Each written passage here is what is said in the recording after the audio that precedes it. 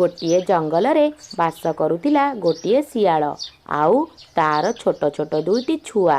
ଛୁଆ ଦୁଇଟି ଥିଲେ ବହୁତ ଗୋଲଗାଲିଆ। ଛୁଆ ଦୁଇ ଜଣଙ୍କୁ ସବୁଦିନ ଶିଆଳ ତାର ବସାରେ ଛାଡ଼ି ଦେଇ ସେ ପ୍ରତିଦିନ ଖାଇବା ଯୋଗାଡ଼ କରିବାକୁ ବାହାରିଯାଏ।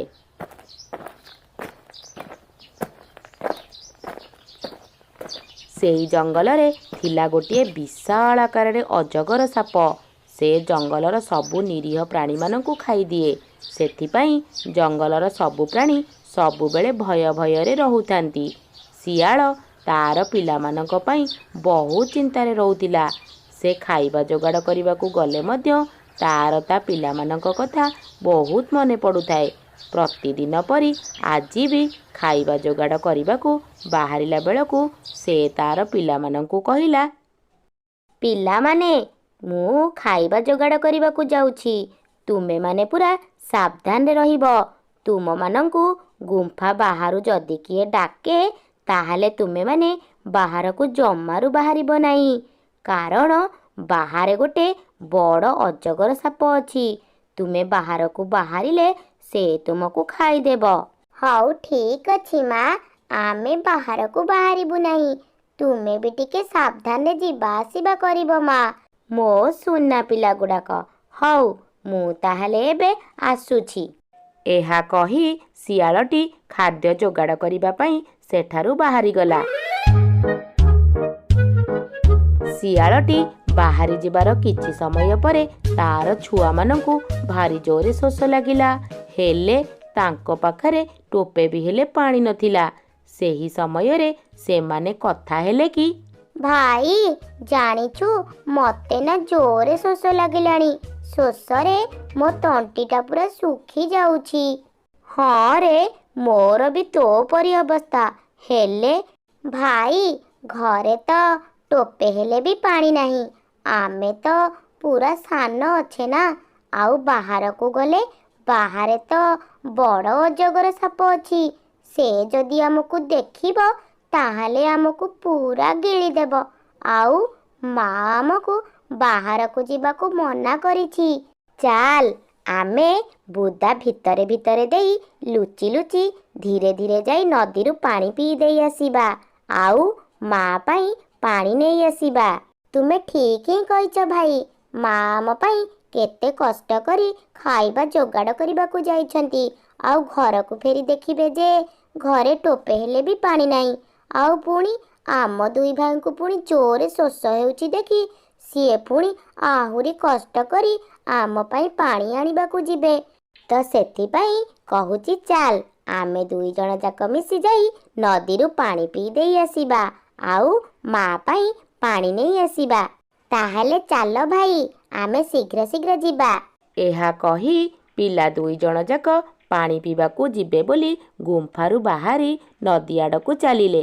ଆଉ ଯାଉଥିବା ବେଳେ କଥା ହେଲେ, ଦେଖୁଛ ଭାଇ, ବାହାରର ପରିବେଶଟା କେତେ ସୁନ୍ଦର।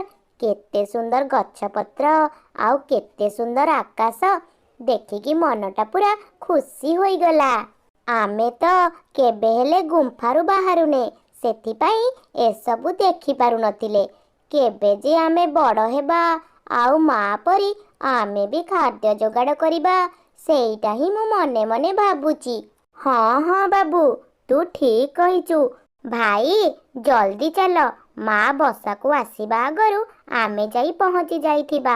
ନହେଲେ ମା ଯଦି ଆସି ବସାରେ ଆମକୁ ନ ଦେଖେ ତାହେଲେ ସେ ବହୁତ ଟେନସନ୍ ହୋଇଯିବ ଆଉ ଆମକୁ ବହୁତ ପାଟି କରିବ। ତୁ ତ ଏଇଟା ପୁରା ଠିକ୍ ହିଁ କହିଛୁ। ମୁଁ ତ ଏହା ଭାବିବି ନାହିଁ। ଏସବୁ କଥାବାର୍ତ୍ତା ହେଉ ହେଉ ପିଲାମାନେ ଆସି ନଦୀ ପାଖରେ ପହଞ୍ଚିଗଲେ। ନଦୀକୁ ଦେଖି ଜଣେ ଅନ୍ୟ ଜଣକୁ କହିଲା, ଦେଖ ଭାଇ, ଆମେ ନଦୀ ପାଖରେ ଆସି ପହଞ୍ଚି ଯାଇଛେ। ଏବେ ଆମେ ମନ ଭରି ପାଣି ପିଇ ପାରିବା। ହଁ ବାବୁ, କେତେ ମଜା ଲାଗିବ। ଏହା କହି ଶିଆଳ ଛୁଆ ଦୁଇଟି ନଦୀ ଭିତରୁ ପାଣି ପିଇ ନିଜର ଶୋଷ ମେଣ୍ଟାଇଲେ ଆଉ ଇଚ୍ଛା ମତରେ ନଦୀର ପାଣିରେ ମନ ଭରି ଗାଧେଇଲେ। ବହୁତ ସମୟ ଗାଧୋଇବା ପରେ ତାଙ୍କର ମନେ ପଡ଼ିଲା ଯେ ତାଙ୍କୁ ଘରକୁ ଫେରିବାକୁ ହେବ। ତ ସେହି ସମୟରେ ସେମାନେ କୁହାକୁହି ହେଲେ ଯେ ଭାଇ, ଗାଧୋଇ ଗାଧୋଇ ତ ଆମର ବହୁତ ଡେରି ହୋଇଗଲାଣି। ସକାଳ ଯାଇ ଦିହିପହର ହେବାକୁ ବସିଲାଣି। ମା ଆସିବାର ସମୟ ବି ହୋଇଗଲାଣି। ମା ଆସି ବସାରେ ଯଦି ଦେଖିବ ଆମେ ବସାରେ ନାହୁଁ, ତାହେଲେ ମା ତ ବହୁତ ଟେନସନ୍ ହୋଇଯିବ। ତାହେଲେ ଆମେ ଏବେ କ'ଣ କରିବା? ଚାଲ, ଆମେ ଏଇ ମାଠିଆରେ ପାଣି ନେଇ ଘରକୁ ଫେରିଯିବା। ଏହା କହି ସେମାନେ 2 ଜଣ ପାଣି ନେଇ ଘରକୁ ଆସିବା ପାଇଁ ବାହାରିଲେ। ଆଉ ସେପଟେ ଶିଆଳ ବସାକୁ ଫେରି ଦେଖିଲା ତାର ପିଲାମାନେ ବସାରେ ନାହାନ୍ତି। ଏହା ଦେଖି ଶିଆଳ ବହୁତ ଚିନ୍ତାରେ ପଡ଼ିଗଲା। ଆଉ କହିଲା, ପିଲାମାନେ ମତେ ଛାଡ଼ିକି କୁଆଡ଼େ ଗଲରେ? କୋଉଠି ବା ଏବେ ଥିବ ତୁମେମାନେ? କେଜାଣି ମୁଁ ଏବେ କ'ଣ କରିବି ଯେ? କ'ଣ ଯେ କରିବି କିଛି ଜାଣିପାରୁନି। ଏହା କହି ଶିଆଳ ଗୁମ୍ଫା ଭିତରେ ଖାଦ୍ୟ ରଖିଦେଇ ତାର ଛୁଆମାନଙ୍କୁ ଖୋଜିବା ପାଇଁ ଗୁମ୍ଫାରୁ ବାହାରିଗଲା। ଶିଆଳ ଯାଉ ଯାଉ କିଛି ବାଟ ଯିବା ପରେ ଦେଖିଲା ଯେ ତାର ପିଲାମାନେ ମାଠିଆରେ ପାଣି ନେଇ ତା ଆଡ଼କୁ ଆସୁଛନ୍ତି। ଛୁଆମାନଙ୍କୁ ଦେଖି ଶିଆଳ ତାର ଦେହରେ ପ୍ରାଣ ଫେରି ପାଇଲା। ତାପରେ ଶିଆଳ ତାର ପିଲାମାନଙ୍କୁ କହିଲା, ପିଲାମାନେ, ତୁମେ କ'ଣ ପାଇଁ ଗୁମ୍ଫା ବାହାରକୁ ବାହାରିଲ? ମୁଁ ପରା ତୁମମାନଙ୍କୁ ମନା କରିଥିଲି। ତୁମେ କ'ଣ ଜାଣିନ କି ତୁମେ ଏବେ କେତେ ଛୋଟ ଅଛ? ବାହାରେ କେତେ ବଡ଼ ବଡ଼ ବିପଦ ଅଛି। ତୁମେ ଏବେ ବିପଦର ମୁକାବିଲା କରିବା ଶିଖିନ। ହଁ ହଁ, ଆମେ ଜାଣିଛୁ ମା। ଆମେ ତୁମ କଥା ନ ମାନି ବାହାରକୁ ବାହାରିବାଟା ଠିକ୍ ହେଇନି। ହେଲେ ମା, ଆମ 2 ଭାଇଙ୍କୁ ଜୋରେ ଶୋଷ ଲାଗୁଥିଲା। ଆଉ ଘରେ ଟୋପାଏ ବି ହେଲେ ପାଣି ନଥିଲା। ତୁମର ତ ଆସିବାରେ ଡେରି ହେବ ନା। ପୁଣି ତୁମେ କେତେ କଷ୍ଟ କରି ଶିକାର କରି ଆଣି ଆସି ବସାରେ ଦେଖିବ ଟୋପେ ହେଲେ ପାଣି ନାହିଁ, ତ ତୁମକୁ ପୁଣି କଷ୍ଟ କରି ନଦୀକୁ ଆସି ପାଣି ନେବାକୁ ହେବ ନା। ଏଇଆ ଭାବି ଆମେ ନଦୀକୁ ପାଣି ପିଇବାକୁ ଆସିଲୁ। ହଁ ମା, ବାବୁ ଠିକ୍ କଥା ହିଁ କହିଛି। ଆମେ ପାଣି ପିଇବାକୁ ଆସିଥିଲୁ, ଆଉ ତୁମ ପାଇଁ ପାଣି ନେଇ ଆସିଛୁ। ତୁମକୁ ଆଉ କଷ୍ଟ କରି ନଦୀକୁ ପାଣି ପିଇବାକୁ ଆସିବାକୁ ପଡ଼ିବନି। ପିଲାମାନଙ୍କର ଏମିତି ସବୁ କଥା ଶୁଣି ଶିଆଳର ଆଖିରୁ ପାଣି ଚାଲି ଆସିଲା। ଆଉ ସେ ତାର ପିଲାମାନଙ୍କୁ କହିଲା, ପିଲାମାନେ, ତୁମେ ମୋ କଥା ଏତେ ଭାବୁଛ? ତୁମ କଥା ଶୁଣି ଆନନ୍ଦରେ ମୋ ମନଟା ଭରିଗଲା। ମୋ ପିଲାମାନେ ମୋ କଥା ଏତେ ଭାବନ୍ତି? ହଁ ମା, ଆମେମାନେ ତୁମକୁ ଆମ ଜୀବନଠାରୁ ବି ବେଶୀ ଭଲ ପାଉ। ଶୁଣ ପିଲାମାନେ, ଆମେ ଏଠି ଏସବୁ କଥା ଆଲୋଚନା ନ କରି ଶୀଘ୍ର ଶୀଘ୍ର ଘରକୁ ଚାଲ ଯିବା। ବହୁତ ବେଳ ହୋଇଗଲାଣି। ତୁମେମାନେ କ'ଣ ଆଜି ଦ୍ୱିପହରର ଖାଇବା ଖାଇବନି କି? ଆଜି ମୁଁ ବହୁତ କିଛି ଶିକାର କରି ନେଇ ଆସିଛି। ହଁ କି ମା, ତାହେଲେ ତ ବଢ଼ିଆ ମଜା ହେବ। ଆଜି ଆମେ ଏକା ସାଙ୍ଗରେ ବସି ସମସ୍ତେ ମିଶିକି ଦ୍ୱିପହରର ଖାଇବା ଖାଇବା। ମା, ଆଜି କି ଶିକାର କରିଛ? ସେଇଟା ତ ମୁଁ କହିବିନି। ତୁମେ ବସାକୁ ଗଲେ ଦେଖିବ କି ମୁଁ କ'ଣ କ'ଣ ତୁମ ପାଇଁ ସବୁ ଶିକାର କରି ନେଇ ଆସିଛି। ହଉ ମା, ଚାଲ ଆମେ ଶୀଘ୍ର ଶୀଘ୍ର ବସାକୁ ଯିବା। ହଉ ହଉ ପିଲାମାନେ, ଚାଲ। ଏହା କହି ଶିଆଳ ଓ ତାର ପିଲାମାନେ ଗପ କରି କରି ବସା ଆଡ଼କୁ ଚାଲିଲେ। ଆଉ କିଛି ସମୟ ପରେ ଶିଆଳ ଓ ତାର ପିଲାମାନେ ବସା ପାଖରେ ଆସି ପହଞ୍ଚିଗଲେ। ଭିତରକୁ ଯାଇ ପିଲାମାନେ ଦେଖିଲେ କେତେ ଗୁଡ଼ିଏ କୁକୁଡ଼ା ଓ ହଂସ ଆଣିଛନ୍ତି ମା। ଏହା ଦେଖି ସେମାନେ ଖୁସିରେ ଆତ୍ମହରା ହୋଇଗଲେ। ମା, ତୁମେ ଆମ ପାଇଁ ଏତେ ସବୁ କିଛି ଶିକାର କରି ଆଣିଛ। ଆମେ ଆଜି ବହୁତ ଖୁସି। ବହୁତ ଦିନ ପରେ ଆଜି ଆମେ ପେଟ ଭର୍ତ୍ତି କରି ଖାଇବୁ।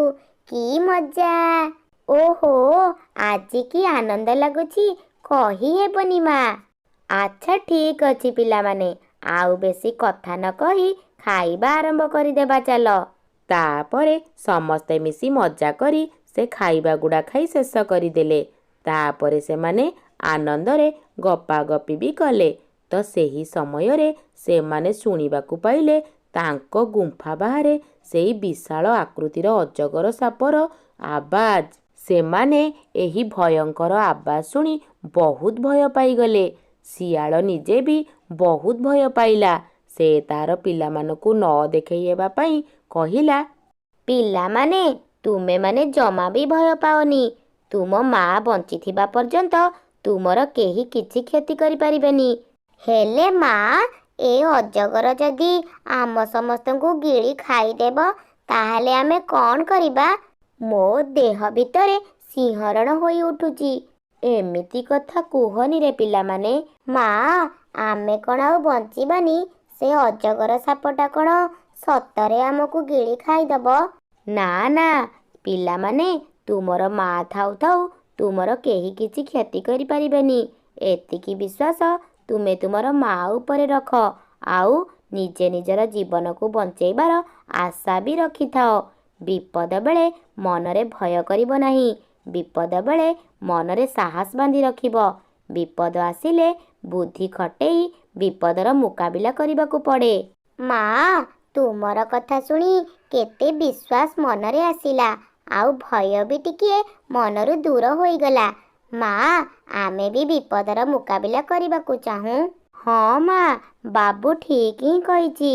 ଆରେ ବାଃ, ମୋର ପିଲାମାନେ କେତେ ବୁଝିବାର ହୋଇଗଲେଣି। କେତେ ଭଲ ଆମର ପିଲାମାନେ। ତ ସେହି ସମୟରେ ଅଜଗର ମନେ ମନେ କହିଲା, ଭିତରେ କିଛି ଗୋଟେ ଆବାଜ ଶୁଣାଯାଉଛି। ମନେ ହେଉଛି ଗୁମ୍ଫା ଭିତରେ କିଏ ଅଛି। ଆଜି ତ ଏଇଠି ମୋର ଦିହିପହରର ଖାଇବାଟା ହେଇଯିବ।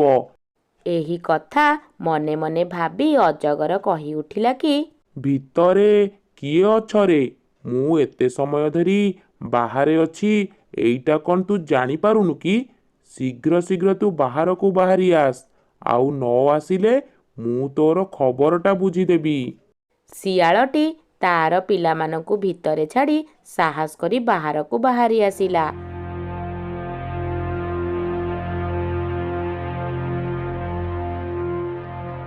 ଶିଆଳକୁ ଦେଖି ଅଜଗର କହିଲା, ଇଏ ମୁଁ କାହାକୁ ଦେଖୁଛି? ଇଏ ତ ଦେଖୁଛି ମୁଁ ଶିଆଳ। ତୁ କେମିତି ଅଛୁ ରେ ଶିଆଳ? ଆଉ ତୋର ବାହାରକୁ ଆସିବାକୁ ଏତେ ଡେରି ହେଲା କ'ଣ ପାଇଁ ଶୁଣେ? ଯାହା ବି ହେଇଯାଉ, ଆଜି ତତେ ମୁଁ ମୋର ଦିହିପହରର ଭୋଜନ କରିବି। ଅଜଗରର ଏମିତି କଥା ଶୁଣି ଶିଆଳର ମନରେ ଜୋରେ ରାଗ ଆସିଲା, ଆଉ ଖରାପ ବି ଲାଗିଲା। ତଥାପି ଶିଆଳ ତାର ବୁଦ୍ଧି ଖଟେଇ କହିଲା, ଭଲ ଅଛି ରାଜା ସାହେବ। ରାଜାଙ୍କ ଆଗକୁ କ'ଣ ଏମିତି ତରତର ହୋଇ ବାହାରି ଆସିବାକୁ ପଡ଼ିବ କି? ରାଜାଙ୍କୁ ତ ସମ୍ମାନ ଦେଇ ତାପରେ ଗୁମ୍ଫା ବାହାରକୁ ବାହାରିବାକୁ ପଡ଼ିବ ନା। ରାଜାଙ୍କୁ ତ ସବୁ ସମୟରେ ସମ୍ମାନିତ କରିବାକୁ ପଡ଼ିବ ନା। ମୁଁ ଠିକ୍ କଥା କହିଲି ନା ରାଜା ସାହେବ? ହଁ, ତୁ ତ ଠିକ୍ ହିଁ କହିଛୁ ଶିଆଳ। ରାଜାଙ୍କୁ ତ ସବୁ ସମୟରେ ସମ୍ମାନଟା ଦେବାକୁ ପଡ଼ିବ। ହେଲେ ଏଠି ରାଜା ବା କିଏ? ଆଉ ତୁ କାହାକୁ ରାଜା କହୁଛୁ? ଏଠି ତ ମୁଁ ଆଉ ତତେ ଛାଡ଼ିଦେଲେ ଆଉ କାହାକୁ ତ ଦେଖିବାକୁ ପାଉନି। ଆରେ ଅଜଗର ଭାଇ, ମୁଁ ତ ଆପଣଙ୍କୁ ହିଁ ରାଜା କହୁଛି। ଆପଣ ତ ହେଲେ ଏ ଜଙ୍ଗଲର ରାଜା। ଏ କ'ଣ ତୁ ଆଡ଼ୁ ସାଡ଼ୁ କଥା କହୁଛୁ? ମୁଁ ପୁଣି ଏ ଜଙ୍ଗଲର ରାଜା କେବେଠୁ ହେଲାଣି?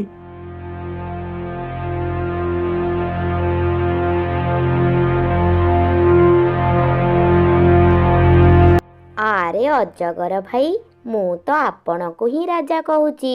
ଆପଣ ତ ହେଲେ ଏ ଜଙ୍ଗଲର ରାଜା।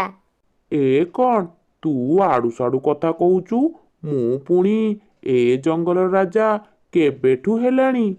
ଆରେ ଅଜଗର ସାହେବ, ଆପଣଙ୍କୁ ତ ଏ ଜଙ୍ଗଲରେ ସମସ୍ତେ ରାଜା ହିସାବରେ ମାନନ୍ତି।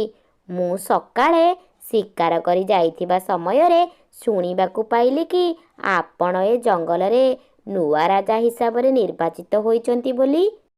ଇଏ ତୁ କ'ଣ ଶୁଣିଲୁ ବା ଶିଆଳ? ମୁଁ ପୁଣି ଜଙ୍ଗଲର ରାଜା ହୋଇଛି? ଏହା ଶୁଣି ମୋ ମନ ଭିତରଟା ତା ପୁରା ଆନନ୍ଦରେ ନାଚି ଉଠୁଛି। ମୁଁ ଯେହେତୁ ଜଙ୍ଗଲର ନୂଆ ରାଜା ହୋଇଛି, ସେଥିପାଇଁ ମୁଁ ଆଜି ତତେ ଖାଇବି, ଆଉ ତୁ ବି ନା କରିପାରିବୁନି। ଏ କ'ଣ କହୁଛ ଯେ ରାଜା ସାହେବ? ଆପଣଙ୍କ କଥାକୁ କ'ଣ ଏଡ଼େଇ ଦିଆଯାଇପାରିବ? ଆପଣଙ୍କର ଯାହା ଇଚ୍ଛା ହେବ ଆପଣ ତ ସେଇଆ ହିଁ କରିବେ, କାରଣ ଆପଣ ହେଲେ ଜଙ୍ଗଲର ରାଜା। ହେଲେ ରାଜା ସାହେବ, ଆପଣଙ୍କ ମୋ ପରି କ'ଣ ଗୋଟିଏ ରୋଗାକ୍ରାନ୍ତ ଦୁର୍ବଳିଆ ଜୀବନକୁ ଖାଇବାଟା ଉଚିତ ହେବ କି? ଆପଣଙ୍କର କ'ଣ ମାନ ସମ୍ମାନ ରହିବ? ଆପଣ ତ ହେଲେ ରାଜା ସାହେବ, ଆପଣ ଖାଇବେ ମୋଟା ସୋଟା ଗୋଲଗାଲିଆ ପ୍ରାଣୀକୁ। ତା ତ ତୁ ଠିକ୍ ହିଁ କହିଛୁ ଶିଆଳ। ତୁ ତ କେତେ ଶୁଖି ଯାଇଛୁ। ତୋ ଦେହରେ ସେମିତି କିଛି ବି ହେଲେ ମାଂସ ବି ନାହିଁ। ତତେ ଦେଖିଲେ ଗୋଟିଏ କଙ୍କାଳ ପରି ଲାଗୁଛି। ଆଉ ତତେ ଖାଇଲେ ମୋ ପେଟରେ ଗୋଟେ କଣ ବି ଭର୍ତ୍ତି ହେବ ନାହିଁ। ତୁ ଯା, ତତେ ମୁଁ ଆଜି ଆଉ ଖାଇବିନି। ତୁ ଯାଇ ଖାଇ ପିଇ ଟିକେ ମୋଟା ସୋଟା ହ, ତାପରେ ମୁଁ ତତେ ଖାଇବି। ପ୍ରକୃତରେ ତୁମେ ହିଁ ଏ ଜଙ୍ଗଲର ରାଜା ହେବା ପାଇଁ ଯୋଗ୍ୟ ଅଟ ଅଜଗର ଭାଇ। ଆଚ୍ଛା ଶିଆଳ, ତୁ ଗୁମ୍ଫା ଭିତରେ ଆଉ କାହା ସହିତ କଥା ହେଉଥିଲୁ? କିଏ ଅଛି ଆଉ ଗୁମ୍ଫା ଭିତରେ? ଅଜଗରର ଏମିତି କଥା ଶୁଣି ଶିଆଳ ତଣ୍ଟିରେ ଛେପ ଅଟକିଗଲା। ଆଉ ସେ ମନେ ମନେ କହିଲା, ଏଇ ଶଇତାନ ଅଜଗର ଯଦି ମୋର ପିଲାମାନଙ୍କୁ ଦେଖେ, ତାହେଲେ ତାଙ୍କୁ ତ ଖାଇଦେବ। ତାହେଲେ ମୁଁ ଆଉ କାହାକୁ ନେଇ ବଞ୍ଚିବି ଯେ? ଶିଆଳ ଏସବୁ କଥା ମନେ ମନେ ଭାବିବାକୁ ଲାଗିଲା। ତ ସେହି ସମୟରେ ଅଜଗର କହିବାକୁ ଲାଗିଲା, ଆରେ ଶିଆଳ, ତୁ କ'ଣ ଭାବୁଛୁ? ଗୁମ୍ଫା ଭିତରେ କ'ଣ ଅଛି? ତାକୁ ବାହାରକୁ ନେଇ ଆସ, ମୁଁ ଦେଖିବି। ଶିଆଳ ତାପରେ ଭୟ ଭୟରେ କହିଲା, ହଁ ହଁ ରାଜା ସାହେବ, ଆଣୁଛି। ଏହାପରେ ଶିଆଳ ଗୁମ୍ଫା ଭିତରୁ ତାର ପିଲାମାନଙ୍କୁ ବାହାର କରି ଆଣିଲା। ଶିଆଳର ପିଲାମାନଙ୍କୁ ଦେଖି ଅଜଗର କହିଲା, ଆରେ ଶିଆଳ, ମୁଁ ତ ଦେଖୁଛି ଇଏ ତ ତୋର ଛୋଟ ଛୁଆମାନେ। ଏମାନେ ତ ଦେଖିବାକୁ ବହୁତ ସୁନ୍ଦର ଓ ଗୋଲଗାଲିଆ ପରି ହେଇଛନ୍ତି। ହେଲେ ପିଲାମାନେ ତ ବହୁତ ଛୋଟ ଛୋଟ। ନା ନା, ଏବେ ଏମାନଙ୍କୁ ଖାଇହେବନି। ତୁମେମାନେ ଆଉ ଟିକେ ବଡ଼ ହୋଇଯାଅ, ତାପରେ ତୁମମାନଙ୍କୁ ମଜା କରି ଖାଇବି। ଶିଆଳ, ତୁ ତୋର ପିଲାମାନଙ୍କୁ ବହୁତ ଭଲ ଭଲ ଜିନିଷ ଖାଇବାକୁ ଦେ, ନହେଲେ ତୋର ପିଲାମାନେ ତୋ ପରି ଯେମିତି ଶୁଖି ନ ଯାଆନ୍ତି। ଆଉ କିଛି ଦିନ ପରେ ତୋର ପିଲାମାନଙ୍କୁ ତ ମୁଁ ଖାଇବି। ଠିକ୍ ଅଛି ରାଜା ସାହେବ। ମୁଁ ଏବେ ବହୁତ ଭୋକରେ ଅଛି। ଯାଉଛି, କ'ଣ କିଛି ଭଲ ଶିକାର ପାଉଛି କି ନାହିଁ ଦେଖେ। ତୁମେମାନେ ତାହେଲେ ଥାଅ। ଏହାପରେ ଅଜଗର ସେଠାରୁ ଚାଲିଗଲା।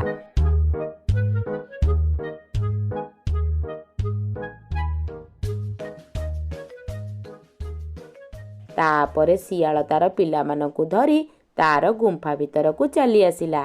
ଯାହା ହଉ, ଆଜି ଗୋଟିଏ ବଡ଼ ବିପଦର ହାତରୁ ବଞ୍ଚିଗଲେ। ତୁମେମାନେ ନିଶ୍ଚିନ୍ତରେ ଗୁମ୍ଫା ଭିତରେ ଥାଅ।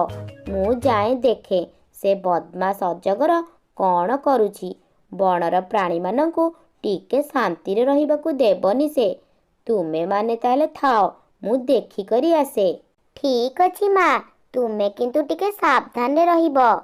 ହଁ ହଁ ପିଲାମାନେ। ଏହାପରେ ଶିଆଳ ସେଠାରୁ ବାହାରିଗଲା ଏବଂ ମନେ ମନେ ଭାବିବାକୁ ଲାଗିଲା, ଏ ଅଜଗରଟା ଆଜି ପର୍ଯ୍ୟନ୍ତ କେତେ ନିରୀହ ପ୍ରାଣୀମାନଙ୍କୁ ଖାଇଲାଣି। କେତେ ଜଣ ମାଙ୍କର କୋଳ ବି ସେ ଖାଲି କରିଲାଣି। କେତେ କଷ୍ଟରେ ଯେ ସମସ୍ତେ ଅଛନ୍ତି, ଏଇଟା ସେ କେମିତି ଜାଣିବ ଯେ? ଏହାପରେ କିଛି ବାଟ ଯାଉ ଯାଉ ଶିଆଳ ଦେଖିବାକୁ ପାଇଲା ଯେ ଅଜଗରଟି ଗୋଟିଏ ନିରୀହ ହରିଣ ଛୁଆକୁ ଗିଳି ପକାଉଛି। ଏହା ଦେଖି ଶିଆଳ ବହୁତ ଦୁଃଖ ପାଇଲା। ଆଉ ସେ କିଛି ବି ହେଲେ କରିପାରିବନି ଭାବି ଦୁଃଖରେ ସେ ତାର ଗୁମ୍ଫାକୁ ଫେରି ଆସିଲା।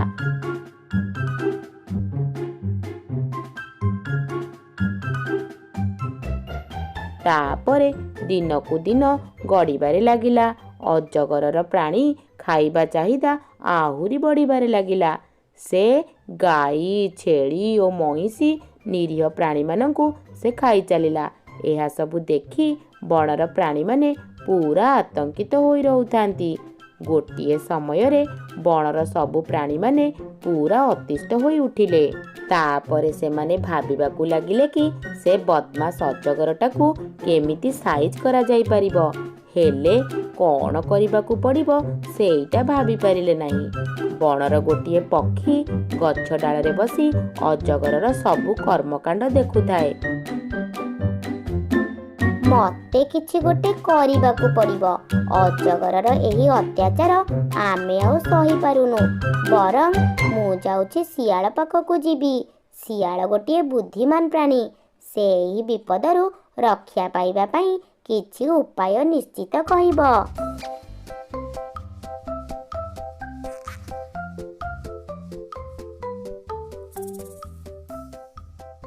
ଏହା କହି ପକ୍ଷୀଟି ସେଠାରୁ ଉଡ଼ି ଶିଆଳ ପାଖକୁ ଆସିଲା।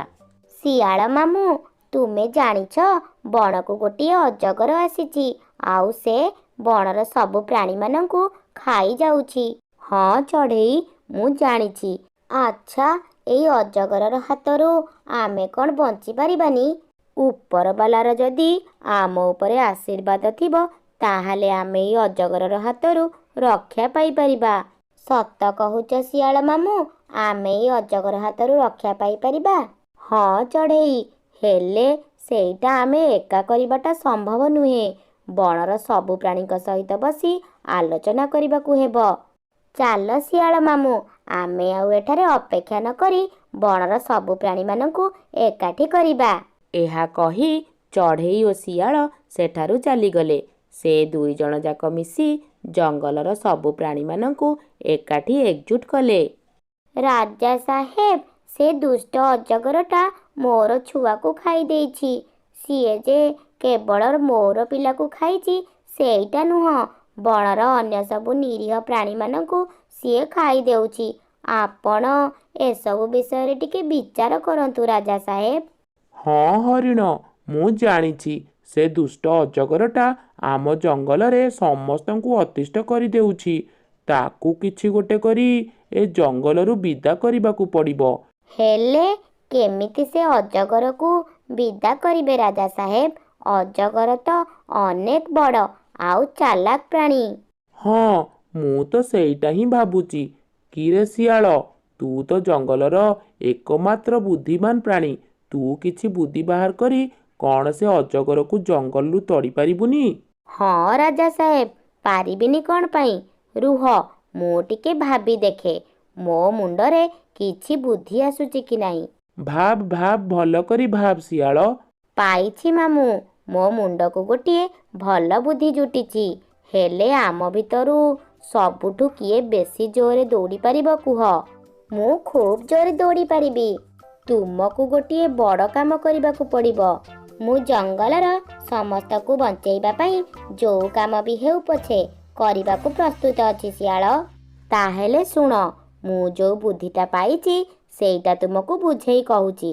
ଆମ ସମସ୍ତଙ୍କୁ ଗୋଟିଏ ପାହାଡ଼ ପାଖକୁ ଯିବାକୁ ପଡ଼ିବ। ସେଠାରେ ବଡ଼ ବଡ଼ ପଥର ସବୁ ବାନ୍ଧି ରଖିବାକୁ ପଡ଼ିବ। ଆଉ ଅଜଗରକୁ କହିବାକୁ ପଡ଼ିବ ଯେ ଆଜି ହରିଣ ତୁମର ଖାଦ୍ୟ ହେବା ପାଇଁ ରାଜି ହୋଇଛି। ଅଜଗର ଯେତେବେଳେ ହରିଣକୁ ଖାଇବାକୁ ଯିବ, ସେହି ସମୟରେ ବାନ୍ଧି ରଖିଥିବା ପଥର ଗୁଡ଼ିକୁ ଛାଡ଼ି ଦେବାକୁ ପଡ଼ିବ। ଆଉ ଅଜଗର ତାର ଶାସ୍ତି ପାଇବ। ବାଃ ଶିଆଳ, ଖୁବ୍ ଭଲ ବୁଦ୍ଧି ଦେଲ ତ। ତାହେଲେ ଆମେ ସମସ୍ତେ କାଲି ସକାଳେ ପାହାଡ଼ ପାଖରେ ଯାଇ ଉପସ୍ଥିତ ହେବା, ଆଉ ଅଜଗରର ଶାସ୍ତି ନିଶ୍ଚୟ ଦେଖିବା। ତାପରେ ସମସ୍ତେ ସେଠାରୁ ଚାଲିଗଲେ। ତା ପରଦିନ ସକାଳେ ଶିଆଳ ଚାଲିଲା ଅଜଗର ପାଖକୁ।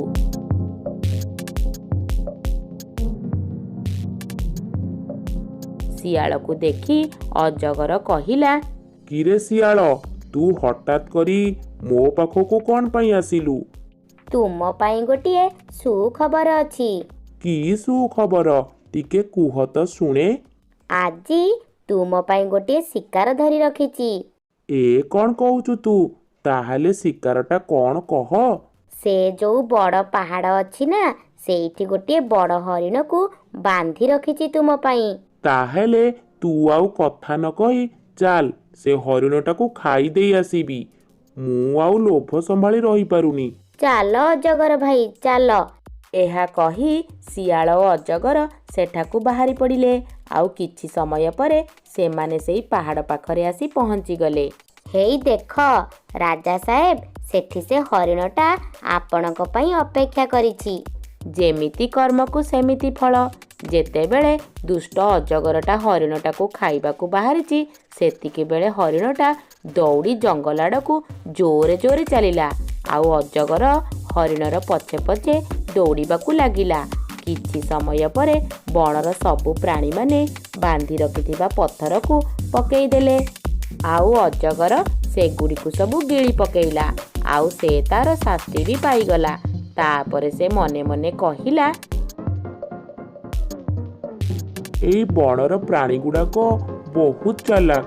ସେମାନେ ମତେ ଏମିତି ଭାବରେ ଶାସ୍ତି ଦେଲେ ସବୁଠାରୁ ଭଲ ହେବ ବରଂ ମୁଁ ଏଇ ଜଙ୍ଗଲ ଛାଡ଼ି ଚାଲିଯିବି। ଏହାପରେ ଅଜଗର ସେଇ ଜଙ୍ଗଲ ଛାଡ଼ି ଚାଲିଗଲା।